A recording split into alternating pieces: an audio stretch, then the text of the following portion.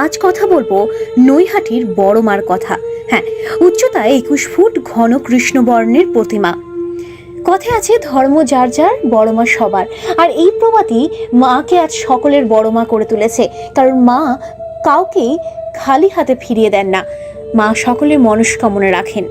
নৈহাটির বাসিন্দা ভবেশ চক্রবর্তী একবার নবদ্বীপে রাস উৎসবে যান। সেখানে গিয়ে তিনি অনেক বড় বড় মূর্তি দর্শন করেন। হঠাৎই তার মনে হয় যে তারও কিছু একটা করা উচিত, আর সেই কথা ভেবেই তিনি তৈরি করেন মূর্তির কাজ। তার অজান্তেই তৈরি হয়ে যায় এই 21 ফুটের ঘন কৃষ্ণ আকৃতির এই মা কালীর মূর্তিটি। তারপরে আস্তে আস্তে সেটি ভবেশ কালী নামেই প্রচলিত ছিল। আস্তে আস্তে মানুষের সমাগম বাড়ে এবং মানুষের ভক্তি বাড়ে। তারপর এটি সকলের বড় মা হয়ে এক রূপ ধারণ করে। এইরকমই ভিডিও পেতে আমাদের চ্যানেলটিকে অবশ্যই সাবস্ক্রাইব করুন।